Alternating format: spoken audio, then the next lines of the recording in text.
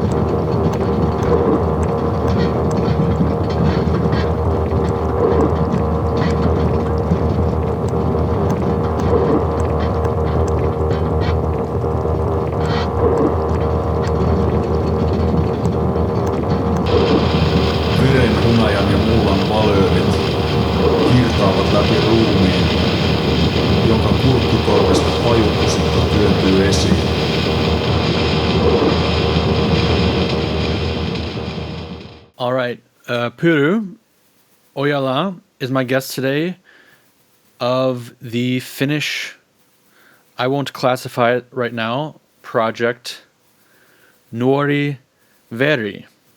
Welcome, Pyry. Hello, and thanks for the invite. I'm a big fan of the podcast, so it's nice to be on it. Cool. Thank you. Thank you very much. Thanks for meeting with me this evening. That's very cool. So NUORI VERI is a very unique project that I could probably try to describe a lot about, and people who have heard it probably know a lot about its uniqueness and a little bit what it's about maybe, but can you just briefly describe NUORI VERI in your words before I start asking you more about it? Yeah, NUORI VERI is a one-man experimental/noise project from a small village in southeast Finland. It's like field recordings, out of tune, piano loops, some vocals, feedback, stuff like that. Okay. So that's a pretty modest description of it, because the atmosphere and the aesthetics and the sounds and the topics of NUORI VERI that come through are definitely very notable. So,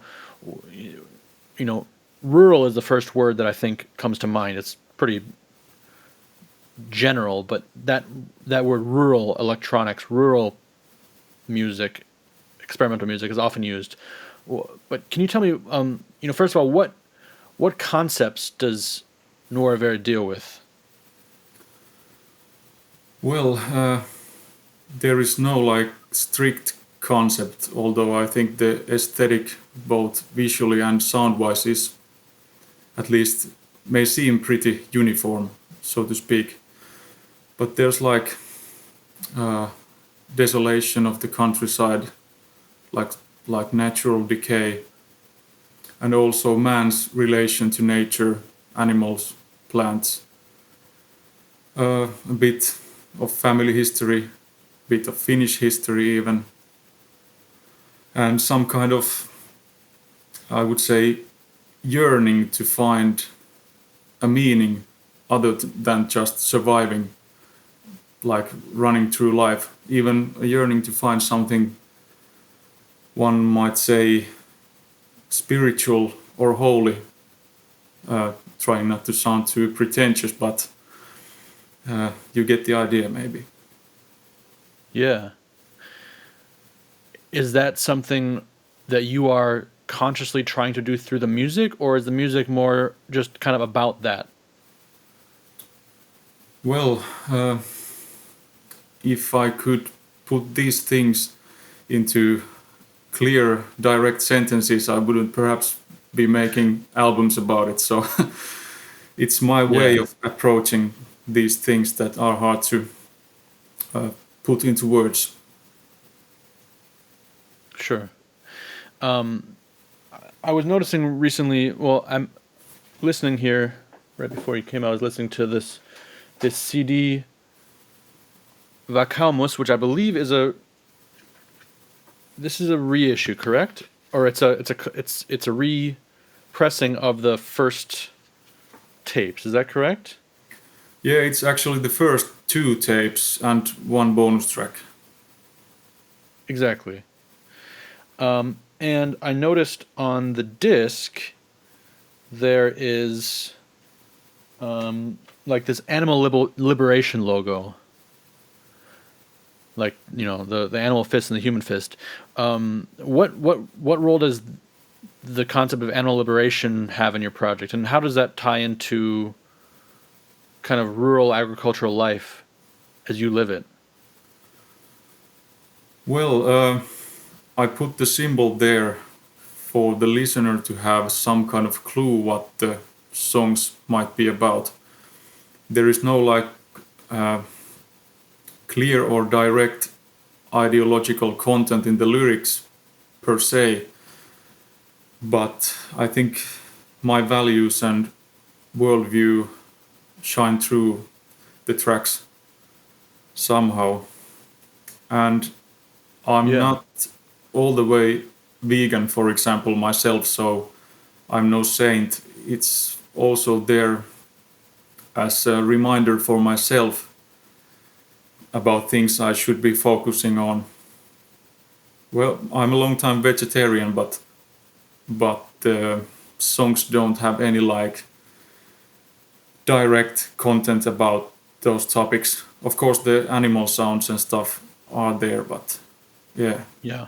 Amazing animal sounds. Amazing, really great blending of like growling sounds with growling of tape distortion and manipulation. Really, really well done. It's awesome. Thanks. So you are from a small village, right? Is that then pretty rural where you live, and is that where you grew up as well? Yeah, only like a couple dozen people living in the village I live in now, and my home village is too pretty small. Grew up on a farm, and now I've been living on my grandparents' old farm, like more or less permanently for a few years now. Do you work on the farm? Are you like a farmhand? Well, not really. I do some work related to farming, but that's not my main profession. Out now on Absurd Exposition, Zenta Sustained, Serpent Track Patterns 12-inch. New 2022 material from the Cult Collaborative project between Ryan Bloomer and Sam McKinley. Forthcoming Absurd Exposition CDs from Dodge Jones Rage, Neural, Fold, and Rusalka, with many more releases planned for 2023 and beyond. Plus, over 2,000 items currently in stock at Scream and Ride Distro, a Montreal-based source for experimental electronics, harsh noise, etc., offering affordable shipping worldwide. Visit screamandride.com for ultimate noise power. Okay. So this is the question I ask all people pretty much, is how did you discover noise or get into noise? But I think with you it's even more like maybe a mystery, because if you're living in a very small remote villages pretty much your whole life, I guess, how do you discover industrial music, experimental music, punk, whatever it is? I mean, how did that come? Well, through the internet, of course, but I think I've been into underground stuff since a teenager. And when I was like 18, 19, I was heavily into sludge, doom, black metal, stuff like that. And I started to see these fascinating, obscure titles on the same distro lists I was ordering records from. Labels like Cult of Nihilo, Freak Animal, to mention a few. So I think it came through that. Don't remember exactly, but I've been like more heavily into noise and experimental only for 5 or 6 years, although I've owned some records before, but they've been like an oddity in my collection. Sure. Were you able to connect with people at an age at that time when you were discovering this stuff, or was it like just purely through the mail orders and the distros and stuff like that? Well, I went to gigs, so I knew and met people from time to time, and played drums in bands and stuff like that. So yeah, lots of long car trips through Finland on the weekends. Yeah. Nice. That seems to be more common there, I guess. That, I mean, seems to be such a spread out and isolated country that, with still such a strong scene, but it's a lot of people kind of very far away and very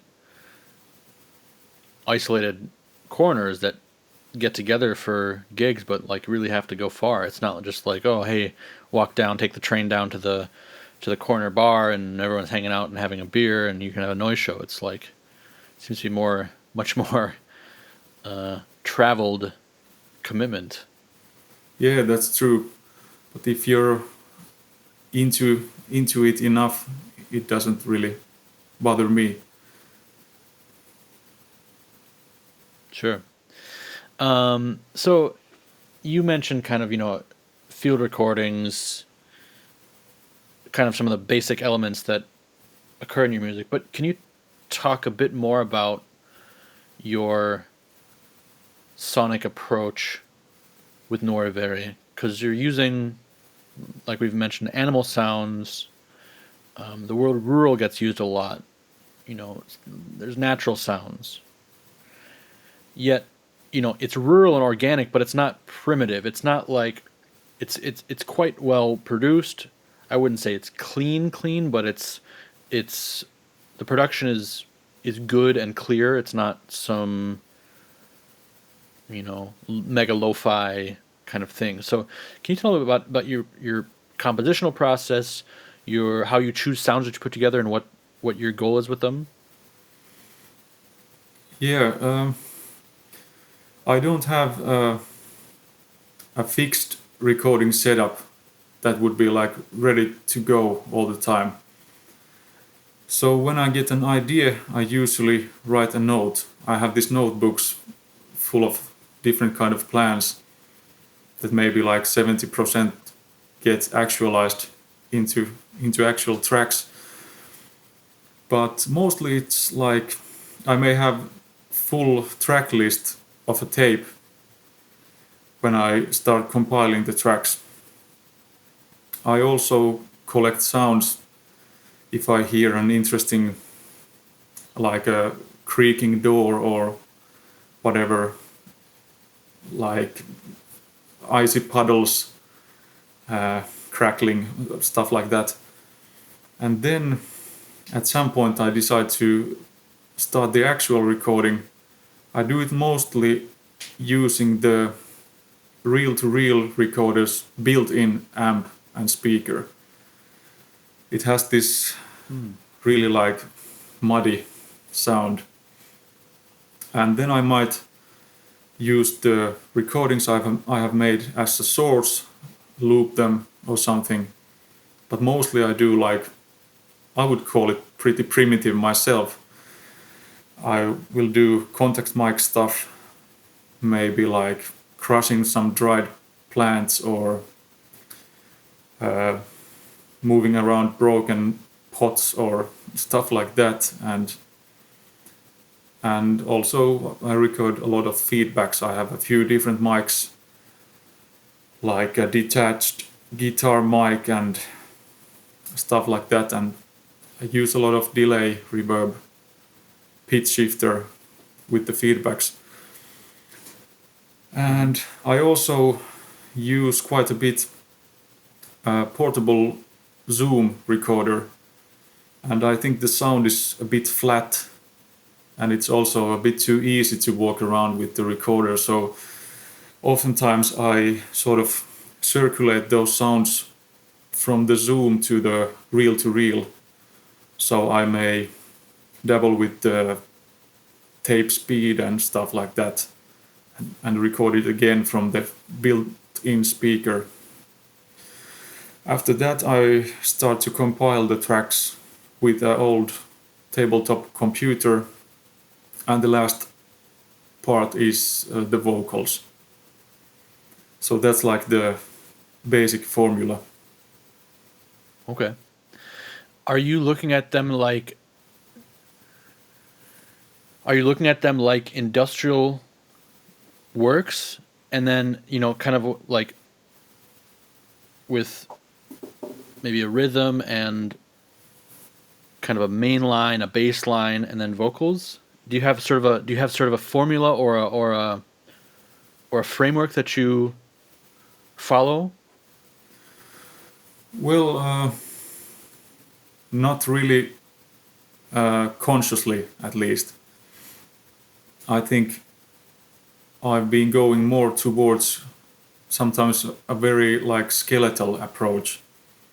There's some songs with only the piano loop and yelling and tracks like that. Yeah. I don't have, for example, always like a bassy track, a rhythmic track, or anything like that. Actually, the guy from the project Iäinen said, when he was mastering Kadonnut maailmankuva, he said that there's basically no bass at all. So it varies a lot. When you choose to use these certain sound sources, you said animals, of course, ponds, ice, trees, branches. What's your reasoning behind choosing such sources? Is it simply that that's the environment you live in, or what is behind that? Because you're not, you could do what everyone else does, and you could pick up some junk metal and that kind of thing. You could find that, I'm sure, where you are too. So what is behind that decision? Well, I think I haven't really thought about that so much, but the sound sources come from my immediate surroundings. So it's, and also part of it is like conceptual.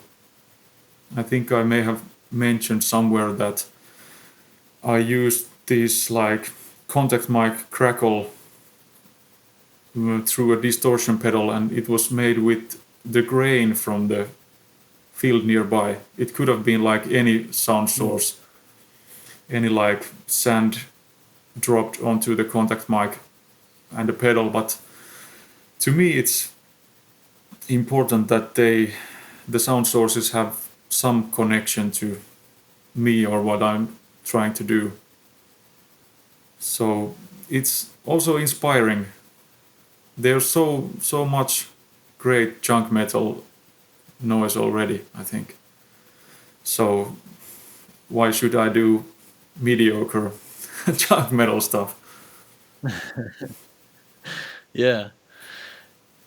When you're using such sources and content, you called it conceptual.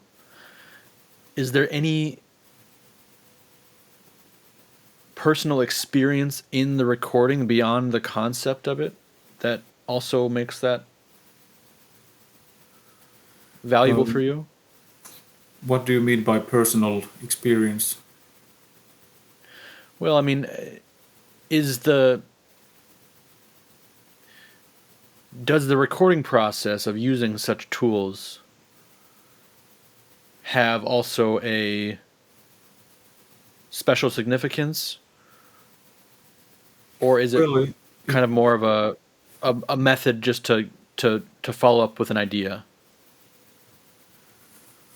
Of course, it all sort of focuses on realizing the idea, but it has to feel somehow meaningful. not just like making random noise, I think. Hmm. Um, you've used one very, very notable part about your work is not only the vocals that are kind of, barked, shouted, but the spoken word parts. And I, I really, really, really love the way you use that. Like the beginning of the, sorry, I'm gonna butcher the name, Kadunot Mailmankuva. Yeah. The beginning of that album is like, it's like you just say the title, which to me is really, really powerful. How did you arrive at that concept of using text in that way? Do you have an interest in poetry and literature? Well, yeah, and I guess I'm a kind of text-oriented guy overall. I always had played the drums in bands, and despite of that, I think I always had many ideas, but I couldn't like compose a song. So I wrote lyrics for the bands I was playing in, and that was sort of my way of expressing the ideas I had. I think Kadonnut maailmankuva has like maximum amount of lyrics Nuori Veri is going to have. There's just so much human voice on that album. I think I'm going to do something different next, but yeah, the texts are very important to me, and they're in Finnish because my English vocabulary wouldn't like, the range is so much smaller. I think I couldn't like convey the thoughts in the same way. Does the sound of the Finnish language also play a role in why you decide that? I mean, if you could do the same thing in English, would you, or is the sound of the Finnish language important? I think I haven't thought about the sound so much as a native Finnish speaker, but it's the language I use for thinking and dreaming and so on. So it was like a natural choice for a project so personal as Nuori Veri. Can you then tell me a little bit about what the lyrics, for example, to that album are about? If you, is there one theme to the whole album, or is it a collection of different themes? Well, the project is like a tool for thinking and sort of also going through my worldview and the changes it has gone through. So Kadonnut maailmankuva translates as the lost worldview. So part of it is like a sort of frustration and anger towards the very shallow and consumerism based world we live in, sort of basic stuff, angry young man yelling things. But then it's also like a sort of personal crisis because my own views have changed quite a lot over the years, and at times I've been sort of adrift. When you're 20, you think you know, like with rock solid certainty how the world works and what your values are and what you should be doing, but then you start to sort of question everything, and I don't want to like fall too deep into my nihilistic tendencies. I would like to have a more like constructive worldview. So it's thoughts around that, and also the farm life is kind of part of it. to some extent I've made the decision not to continue running the family farm myself. So there's all the thoughts that are involved in that also. Is it an album where you feel like you have closure or resolution from the topics personally, or is it something you're still struggling with? Well, I think the topics are so large that more or less all NUORI VERI releases, at least up to this point, have been dealing with the sort of same topics, but from different angles and with different focuses.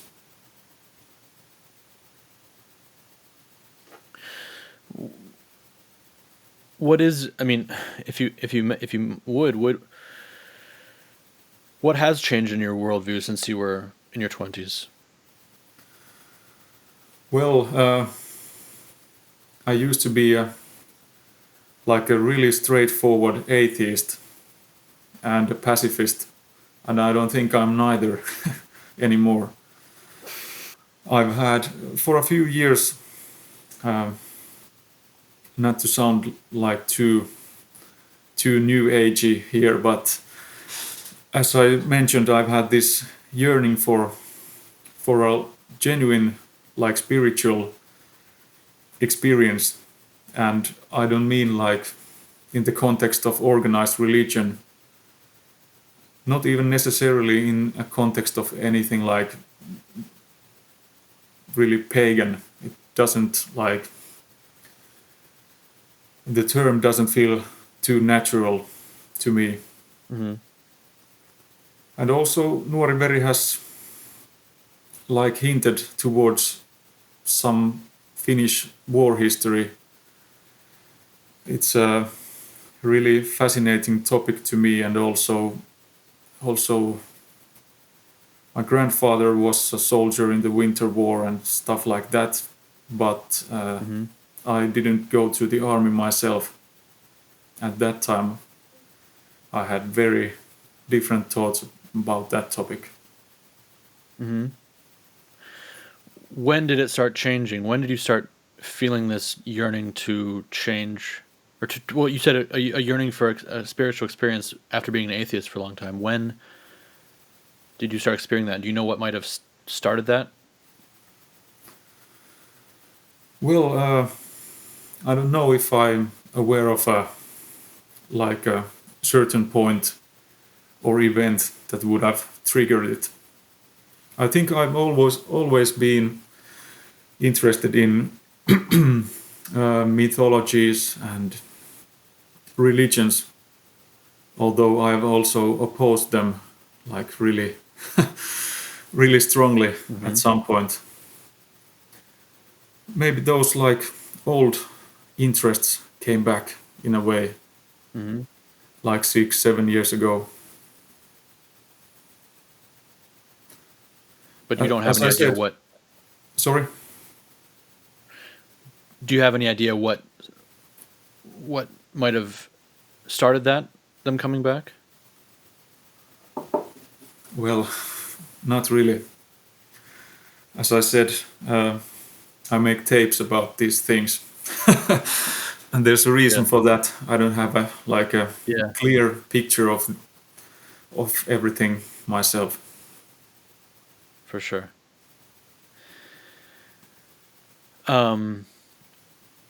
How are your feelings about pacifism and, Finnish position in geopolitics? Has that changed at all since the war in Ukraine started? Yeah, definitely it has had effect on my thinking. I think the problem for me with pacifism was, like, you sort of give the mandate for someone else to use the violence. I'm not still pro-violence in any way, but I sort of recognize that some people have to use it in the world to maintain some kind of sort of, this might sound naive, but sort of lawful order. And yes, I have been thinking, some people just have to do what they have to do. For example, in Ukraine, there's like no like luxury of choice there. Right. Yeah.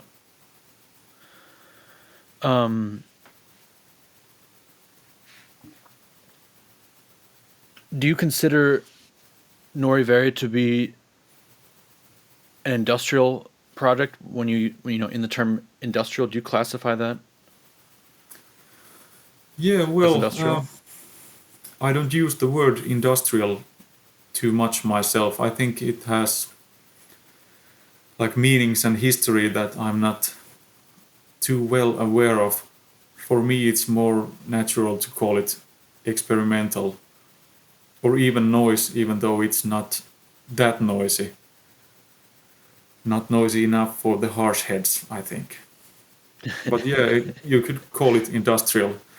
The guy from The Day of the Antler, who has become a friend of mine during the recent years, he uses the term rural industrial, which I find funny. Yeah. It's sort of a paradox when you think about, like, Yeah. of course there's industrial aspects to country life. The tractors are made in factories and there is machinery and stuff like that. But when you think about like this idyllic rural view, it's quite different from the industrial aesthetic. But I think it's a quite clever term. I think it was he wrote his stuff is like true stagnating rural industrial, to be precise. True stagnated rural industrial. That's funny. Yeah. Do you think industrial is a worldview or an ideology, or do you think it's just an aesthetic, or what do you think defines industrial when people say industrial culture or industrial music even? I don't think it has any like set worldview, but it sure has great potential for like combining elements that may be seen as opposite or like unfitting together. There's the transgression and sort of going beyond the conventions of pop music, for example. And sort of, I think I value the fact that it is pretty much purely non-commercial also.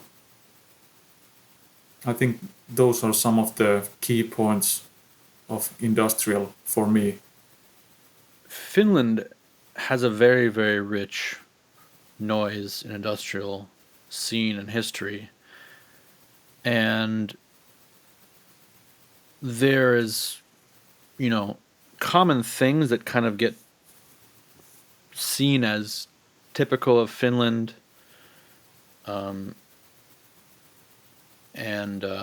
First of all, are there any specific artists or individuals that really influenced you in your early days, or do influence you now in your not necessarily development of your sound, but in your exploration of your sound? Well, when it comes to NUORI VERI, I think the initial influences are pretty much Swedish, actually. When we talk about certain Swedish projects, we have this term woolly sock noise. It sort of means that it isn't like this in-your-face blasting, but more like subtle crackles and like weird warped field recordings and stuff. You know, I'm talking about stuff like the Järtegnet label did. Projects like Altar of Flies, Ette Stupa, Yeah. Arv et Milieu, Alphormania, even stuff like that. I think those have influenced me quite a bit. And also some Finnish acts too, like Pain Nail. You can see some similarity in the vocal style, for example.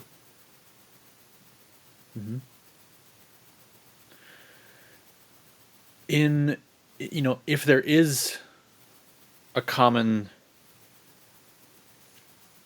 theme or common spirit to Finnish noise and industrial, do you think some of that comes from the country itself, or do you think that's more from kind of the artists influencing each other? Well, might be the sort of, at least partly, the same influences sort of circulating in the scene. I don't know if I could grasp the thing that makes the project sound Finnish, because there's so much variety, really. Some Of course. acts inspired by Japanese noise almost exclusively. I think the scrap metal thing gets mentioned a lot, and that's quite true. Almost all of us use it to some extent, I think.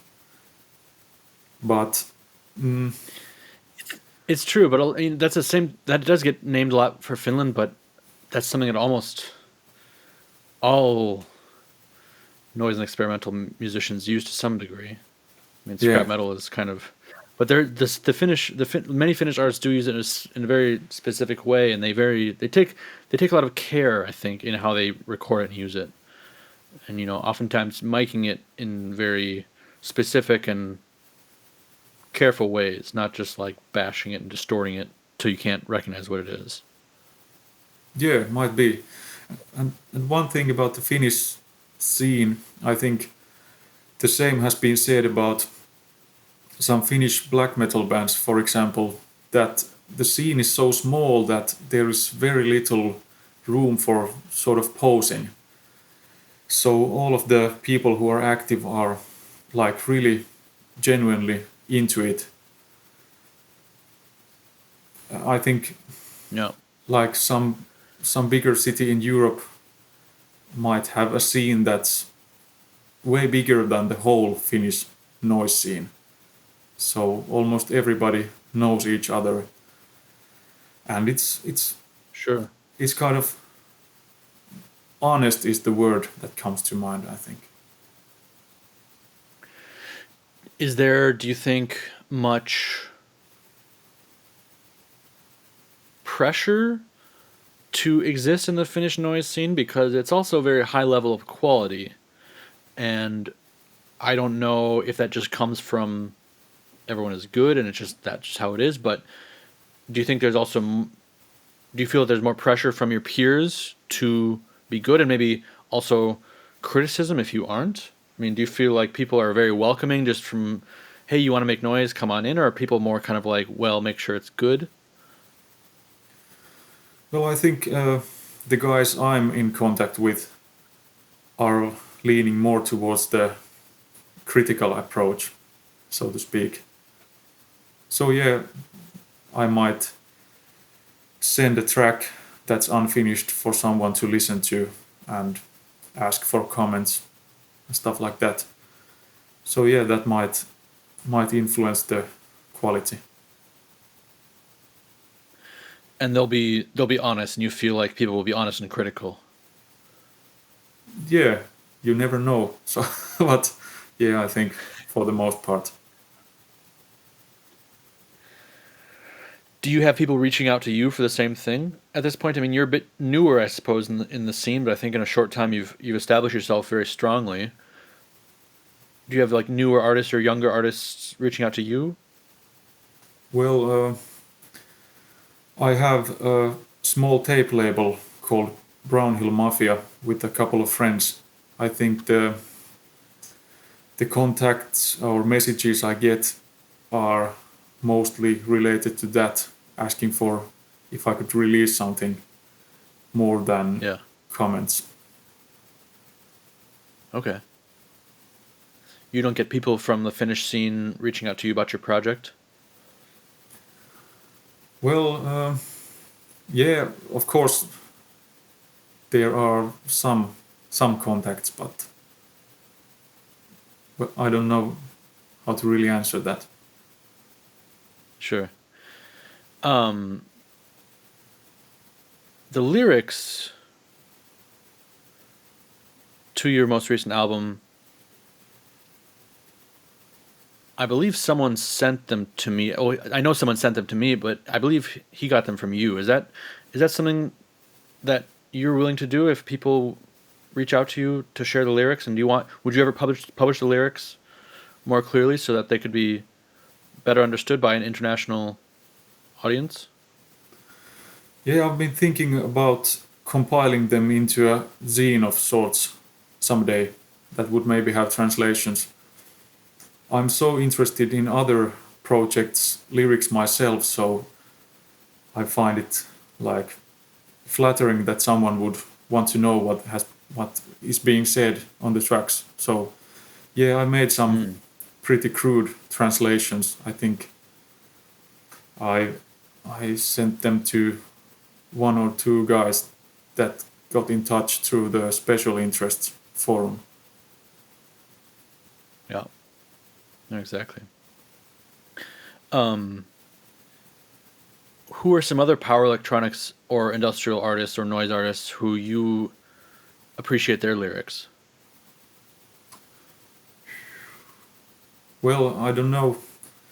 I've been mostly listening to noise or experimental without lyrics, I think. The Mm-hmm.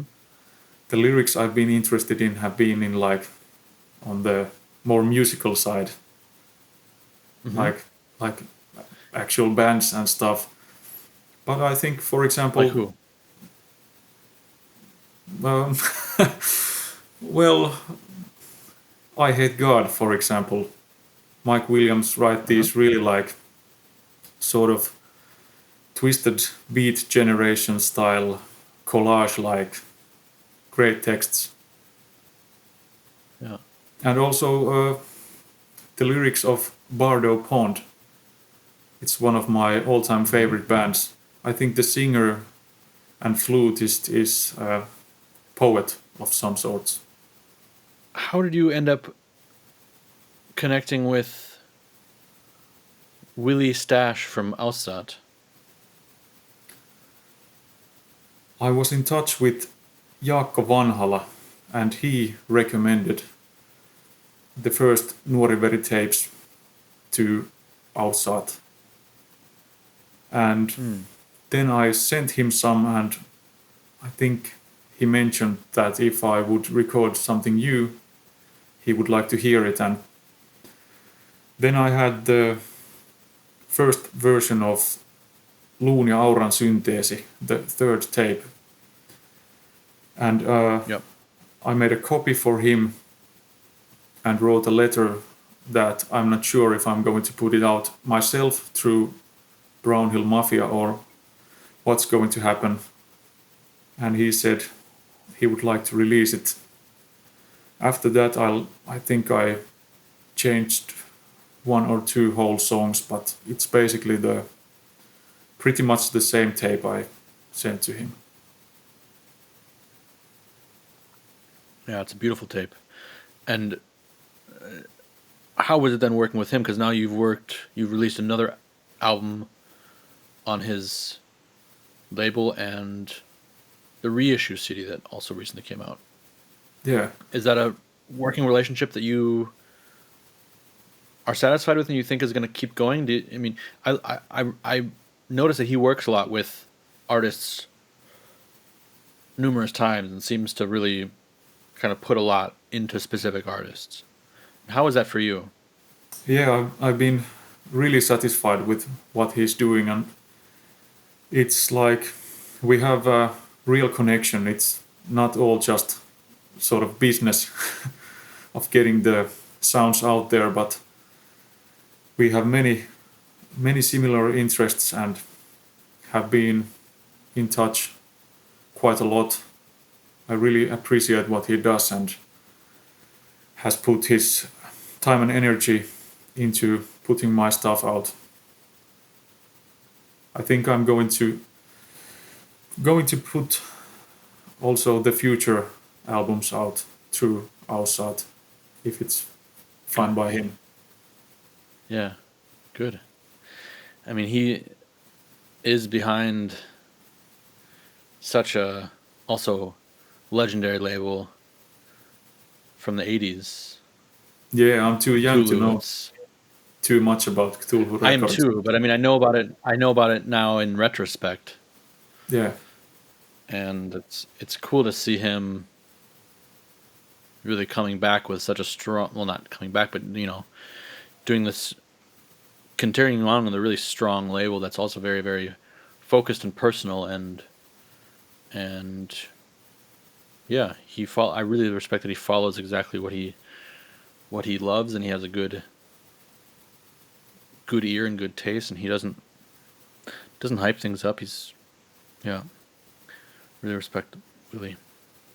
Yeah. And I hope he's on the podcast soon. I've been asking him, so I think it'll happen sometime soon. Yeah, you should do an episode. Have you met him? Have you met him in person? Yeah. No, unfortunately not. But there have been some plans. Maybe someday I should play live in Germany or something like that. Yeah, definitely. He lives not far from me, and we've talked about meeting. Okay. So, and we will eventually. Maybe if you do, then maybe we can all. Yeah, maybe we can organize a gig really, or something like that. That'd be excellent. Yeah. I still haven't come up with the sort of plan how to do NUORI VERI live. I don't want it to be like this. Oh, really? Noise karaoke thing with a guy showing up with the reel-to-reel recorder and yelling on top of that. Maybe I'll need like one or two guys to help me out with the live thing. Yeah, that's a good idea. I think there's a lot of great potential. I mean, considering your sources and your concepts and everything behind it, there's a lot of great potential for dynamic sound performance, but also performing it in a powerful way. I think you can definitely do much more than just the vocals and the playback, for sure. Are there any people that you would consider being members or playing with you at this point? Yeah, I think sort of the obvious guys. I'm doing other projects or stuff with. I think if I would have to pick here and now, Lare from Residual and VU could be a live member, and also Pekka from Iäinen. He has also helped me a lot with mastering NUORI VERI and putting the covers together, doing some photography and stuff like that. And are those guys both involved in Brown Hill Mafia? Yeah, quite a lot. I've also been doing this tape series called Liminal Archaeology with Pekka, which is heavily concentrated on like magnetic tape experiments. And also this other thing called Mongrel Tactics with Lare, which is sort of like survivalism inspired electronics. Yeah, I know that, yeah. Tell me about Brown Hill Mafia, because that's a label I've been kind of in contact with for a number of years, but it's one of the, it's one of the rare labels that's run by multiple people. So I guess I didn't realize until just now that you were also part of running that. Because I mean, I've talked about it in the podcast. I think the first episode I talked about with Ilkka, no, with Vilho, I talked about it. It's like, for an American, it's like keeping Finnish names and project names and different online aliases, etc. Clear can be very challenging. So I remember Lare is from Brown Hill Mafia. I'm also doing VU, but yeah, like I said, I didn't know you were involved. And how does that label run, and what's you guys' history with the label, and how do you approach it? I think me and Jesse from Metsäkirkko are the main guys, and Lare and Pekka and Timo are helping us out. Uh, I don't remember how many years we've been doing it, but we put out quite a lot of tapes, mainly just tapes. And we had also our own podcast, which had interviews in Finnish about the artists that we put out. Also, we did this small documentary film, Hymni Tulelle, a hymn to fire, which has been subtitled to English and can be watched on YouTube if someone is interested. It's pretty much Cool. just started as putting out sludge, doom, psychedelic rock, stuff like that, but in the recent years it's been exclusively experimental sounds, more noisy stuff, more like strange tapes. Yeah. And I remember the VU Hare split was maybe not the actual comeback of Hare, but I felt like that was when I noticed Hare again after him kind of being silent for some time. And that was such a great tape. And then all of a sudden he was, I think that one year, 2020, he released like 5 albums and they were all excellent, and I think I remember it starting with that split tape, at least for me.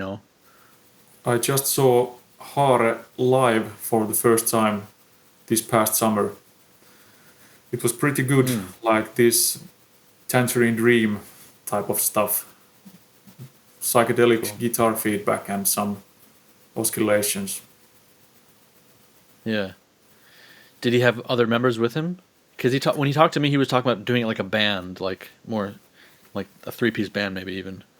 Yeah, there was supposed to be Janne Martinkauppi, who is the like more permanent live member, but he had some issues, I don't know. But Antti Klemi of Absolute Key was helping Ilkka out on that gig. Cool. That's very cool.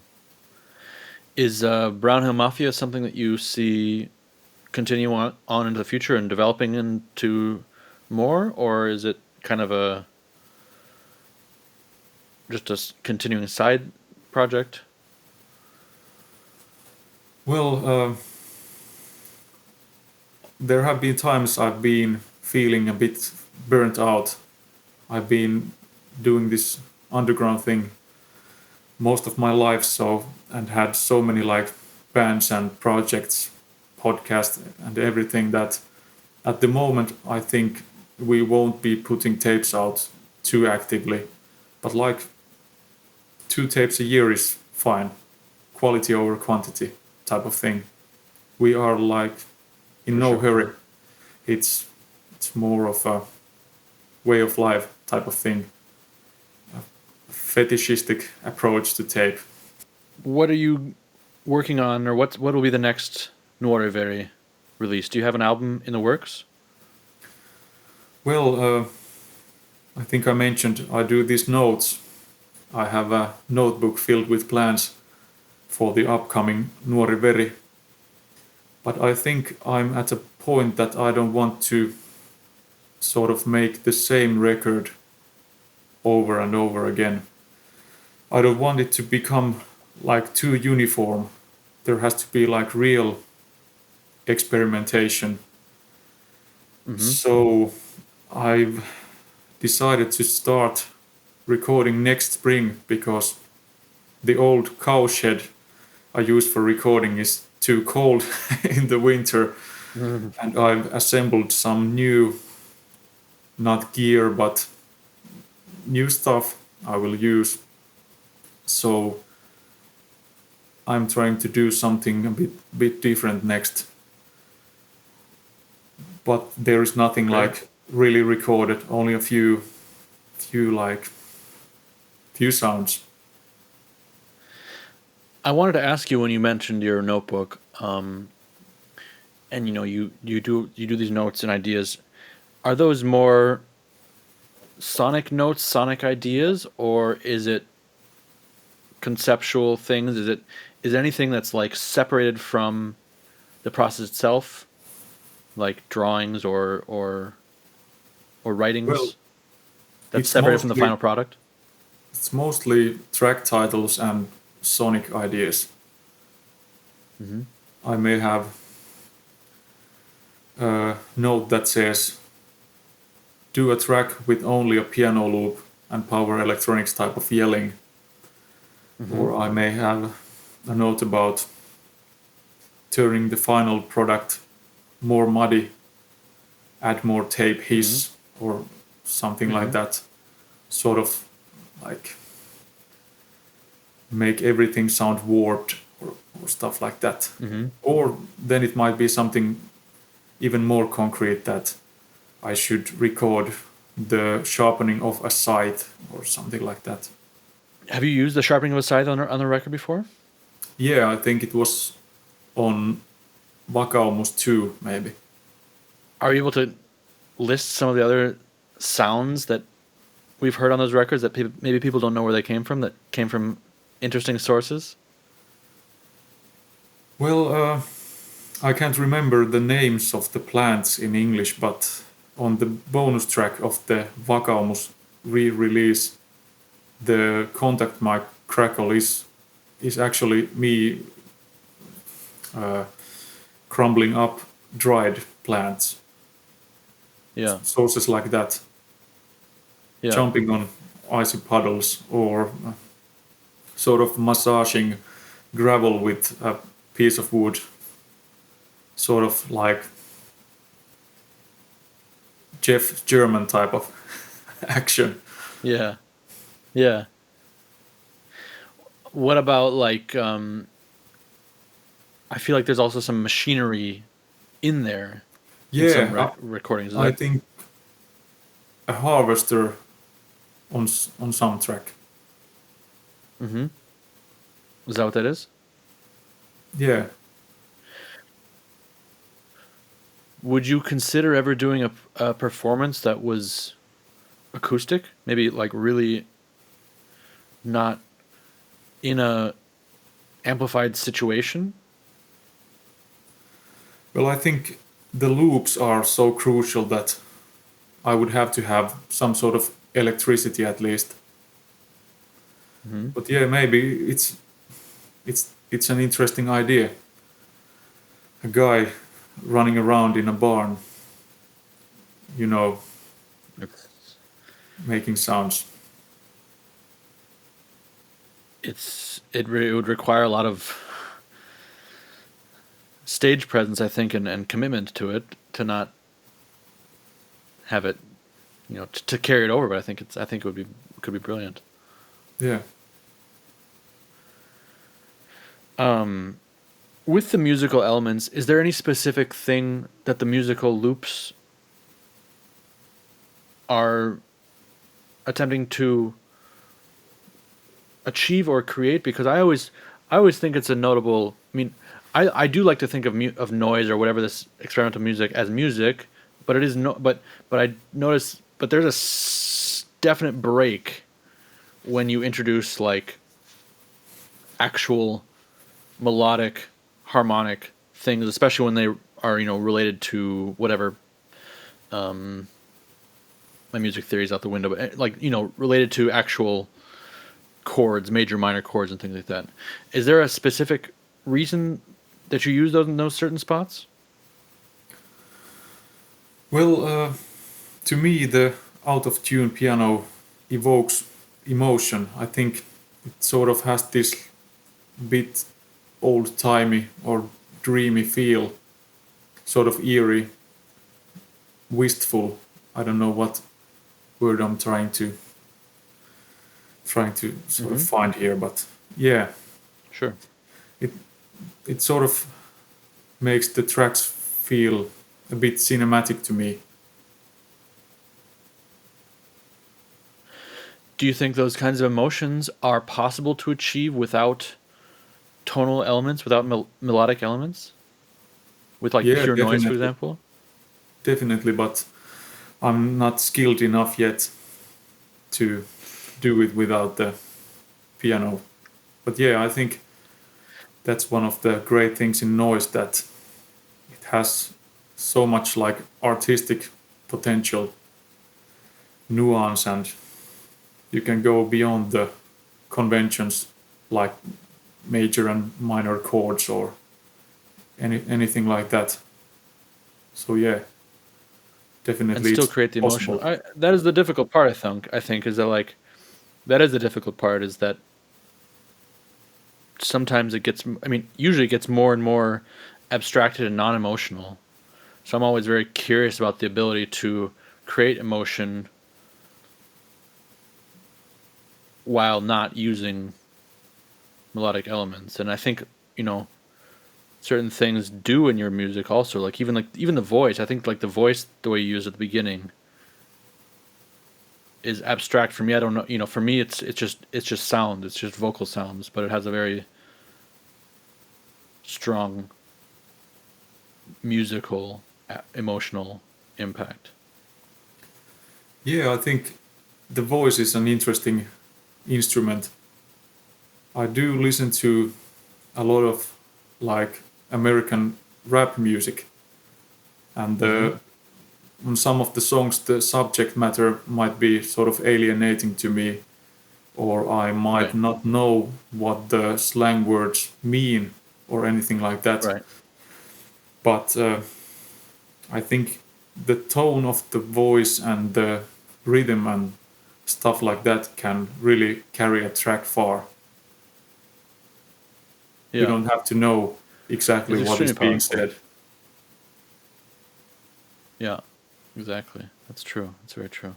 Are there any other releases that are on the way besides a new album that you might be planning, or are you just recording for the next album right now?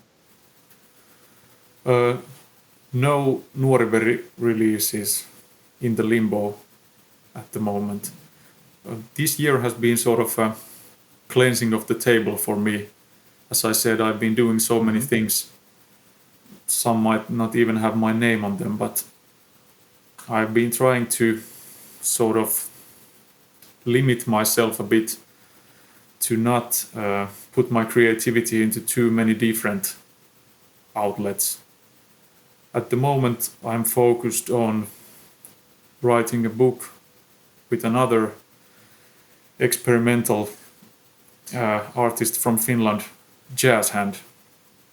The book has nothing to do Mm. with noise or experimental, but well, it's sort of experimental in terms of text.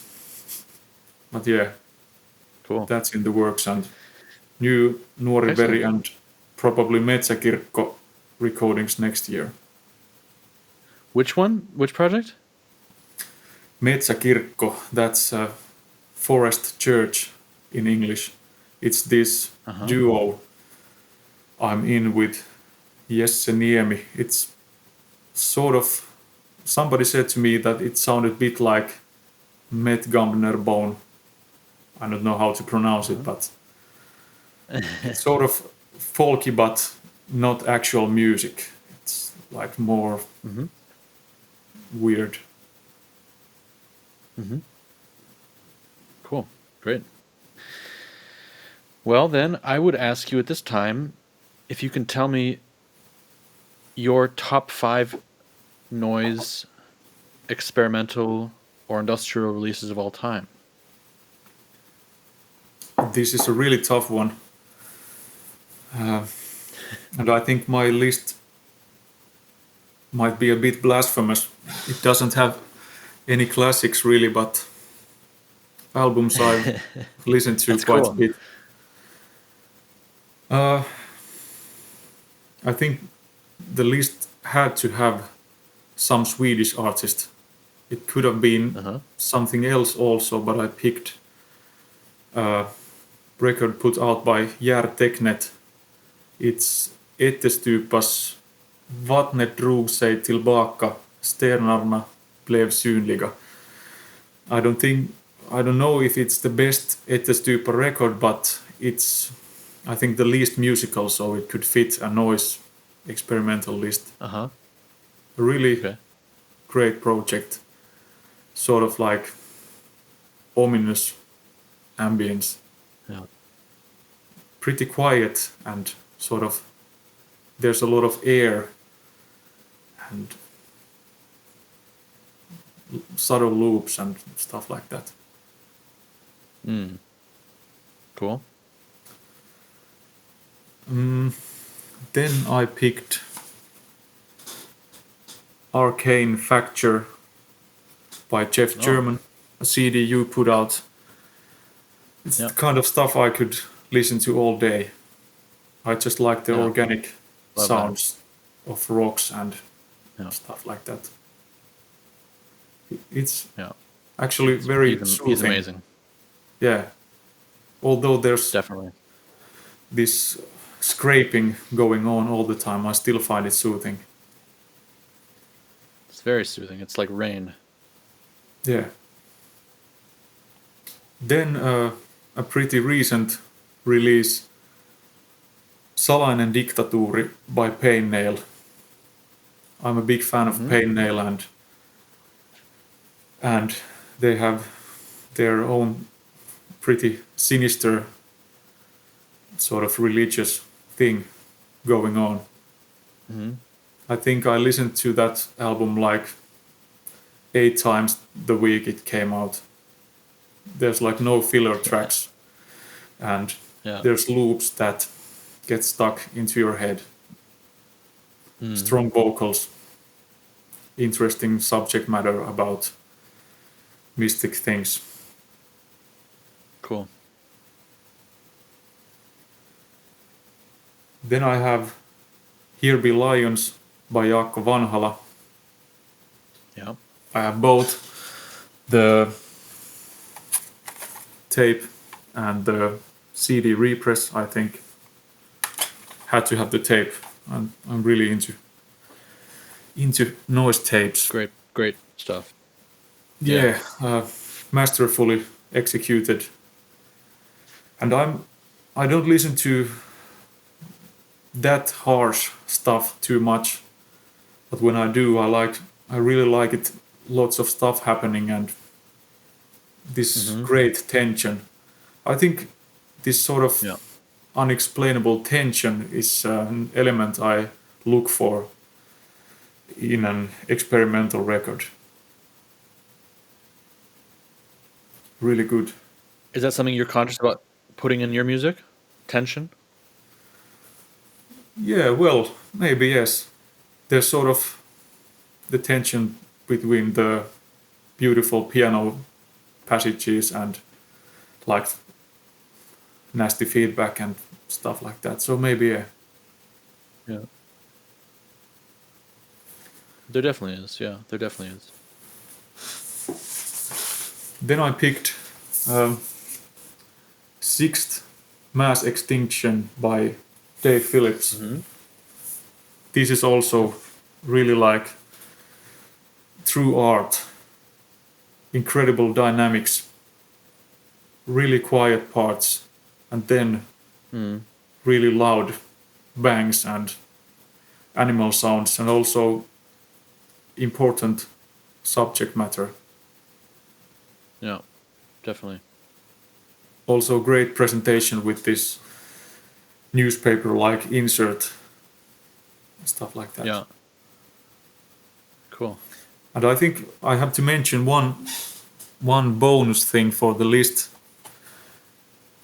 Was that how many was that? That was 5 already, I think. Was that this is the 5 6th. already? Okay. Yeah. Mass Defect by Government Alpha. This is the first noise tape I ever bought. It was put out by a Finnish obscure label, Erratic Sporadicism. And I think I saw this somewhere, and it just looked so fascinating that I had to have it, although I didn't know how it sounded like. But And that was the it's gateway? yeah, definitely. It's excellent. Cool. Well, erratic sporadicism tapes, aren't they that label that they did a lot of really elaborate packaging on stuff, right? Yeah, they had this all sorts of like rubber or leather Yeah. packaging with a piece of a chain and stuff like that. Yeah, exactly. I remember they were for a while really active. I mean, haven't released anything in a long time, but for a while they were doing big batches, like many tapes at once. Yeah, Um, and also large editions, like I think like 100, at least it would say like 150 or something like that. And the packaging was just really, really elaborate. And I was thinking, God, they must have had a team of people that must have taken forever to put this all together. yeah, Yeah, definitely. It cool, good label. must have taken a lot of effort. I actually met the guy behind the label this summer, but I think he Cool. said that he won't be coming back to releasing stuff anytime soon. Yeah, can understand. Excuse me. And what about 5 new things, if you have them? 5 new releases of the past year or so, or artists that you're particularly interested in. It doesn't have to be specific releases. Well, I'm constantly broke, so much of my new releases have come through trades and stuff like that, and many of them are from That's good. Finnish projects. I also tried not to make this a complete like circle jerk list, so couldn't list too many projects by my friends, but I think this Fritala or Fritala, I don't know how to pronounce it. Time Accelerates Uh-huh. tape on 100 000 is really great. I would Yeah. like to do something like this with NUORI VERI. It's really muddy, lots of tape hiss. Especially the A side is really good. Cool. I think I have that here. I have to listen to it yet. Yeah, Yeah. I do have it up there. Yep. That'll be going on right after we done talking. yeah, I recommend it. What about next one? Well, as I said, I really like Altar of Flies, so I have this Barstool Mountain tape Yeah. that came out on New Forces. Yep. I really like a lot of other New Forces releases also. This is just very great label. the sound is kind of blown out and crunchy. Yeah. I really like the mid-range sounds. It's nice that he went to a full harsh noise project with that, pretty much. Yeah. The Altar of Flies records are usually more subtle, except for maybe the triple LP is more noisy. Yeah, maybe. I mean, I think I don't know if how true it is, but I think you said that was kind of like the stepping stone to doing Barstow Mountain was like the Otterblick triple LP, which is very noisy, quite harsh, and then Okay. Barstow Mountain started coming out after that, like full on. So that's very cool. Yeah, I made a trade with Acti Records. They put out this Oh yeah. Launau Puutarhassa album, which translates as In the Garden. It has field recordings of sounds of bees. I'm a sucker for nature sounds. Always works for Yeah. me. Yeah. Some synthesizers and insects. It's great stuff. Yeah, it is good. I have that. And of course some New Forces stuff. Warlord, by Yep. Kjostad. Yep. I think I've liked all his albums. I might miss one or two, but just great stuff. And again, those like crunchy mid-range sounds and birds, and how can you go wrong with that? Yeah. Yeah, definitely. I think the last one is more fierce. The CD by Coral Shut, Ramshackle. Oh yeah. Yep. This is like phenomenal. I really like the Yeah. abandoned house aesthetics. They work for me, Definitely. and it's like Yeah. sounds fierce and nasty. Yep. Yeah, simple but very evocative. Cool. Great. Well, thank you for that list. I think getting things through trades is the best like indicator anyway. That's the best way to source your favorite records. So I think that's Yeah, naturally going otherwise to you be the get favorites, but I think that's you get easily stuck with the sort of old favorites without yeah, trading. exactly. Trading is important.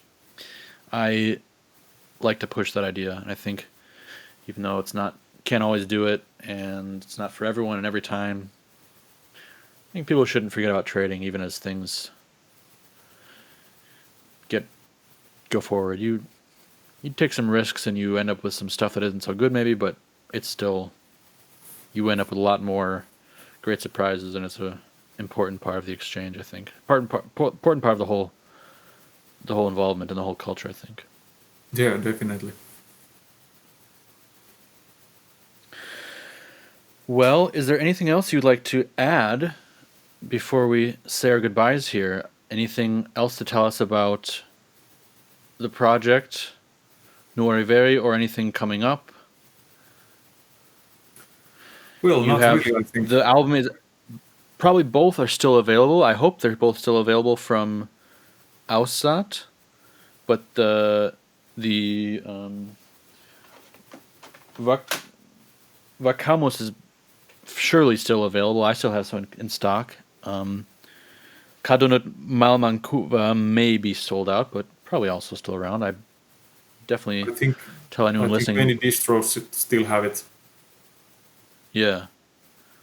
I'll tell people run, don't walk, and pick that up because it's very, very special, important stuff that they should be paying attention to. You know they already are, but really, really great stuff and different, very different. So, well, I appreciate you taking the time to chat with me and tell me about what you do. Thanks. This has been And- fun. Look forward to hopefully meeting you at a gig in Germany maybe sometime soon. Yeah, well, maybe not soon, but someday. Okay. Cool, man. All right. Well, take care. Thank you. Thanks. Bye. Thanks for tuning in to White Centipede Noise Podcast, and a big thank you to all Patreon supporters that make this show possible. If you're a fan of the podcast but not currently supporting, head over to patreon.com/White Centipede Noise now to check out the many benefits of doing so and find a level that fits you.